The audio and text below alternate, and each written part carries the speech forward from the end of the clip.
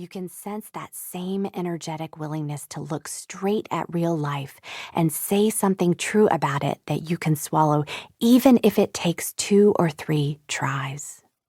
But she has never written a book like this. In this one, she who has taken such care with other people's stories has accepted the very great risk of telling her own. She has done it for herself, certainly, but she has done it for you and me too, to remind us that there is more at work in all of our stories than any of us knows. Wounds and blessings come in matched pairs, at least if we're willing to wrestle them to the ground. That's not a promise. It's a dare, and the only way to find out what happens next is to accept. Barbara Brown Taylor, Clarksville, Georgia. Preface, Story Shrapnel. Hoosiers are not Texans. Our stories don't unfurl in molasses-thick accents and Dallas tough guy tapestries. Indiana is the land of Stranger Things and methamphetamine, not Mary Carr and moonshine jars. A solid Corn Belt story is as dusty as a grain elevator at harvest. We refuse tidy narratives because archives are for rich people, which we are not. We are raccoons, not raconteurs, spewing scraps of Americana alongside rusted trash barrels. Our listeners urgently piece together whose son stabbed whose brother at whose dining room table because the culprit may be staring right at you. He may even be your own kin. From gossip to family lore, the oral history of my hometown and namesake, Dana, Indiana, is told in story shrapnel.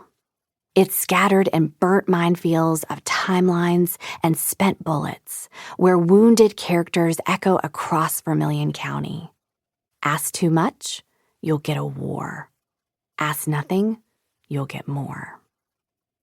Indiana's landlocked eroticism creates the kind of culture that births steel courage like Ernie Piles. A Pulitzer Prize-winning Hoosier and patron saint of frontline war stories, Ernie came from this lush land of cornfields that offers America food it loves and people it loves to disdain. A battlefield is, after all, a place. It's dirt and people and weapons and stories. It's wounds and rage. These pages are filled with the casings of blown-up lives. Herein is a true story, one that is at its best when uncovering healing in the very places where violence thrives. This is a book for anyone who thinks they can't go home. Author's note. This is my story, told to the best of my ability through the lens of what I remember. Events are described from memories and corroborated by letters, photos, journal entries, medical records, military records, court records, and interviews.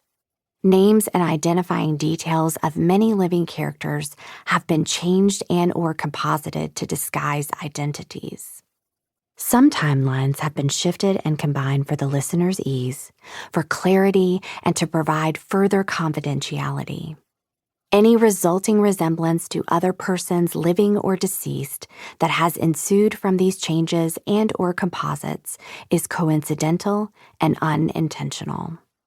The exceptions are my deceased parents, King and the Lady, whose complicated lives are depicted here with authenticity and empathy.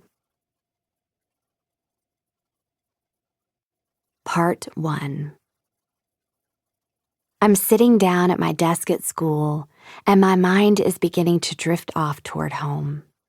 A person never really misses a little town such as Dana until he's actually away for a while. Rick King Lumen, Douglas, Georgia. Letter to the editor, The Dana News, Dana, Indiana, Fall 1965. Chapter 1. Razor Blades and Preschoolers.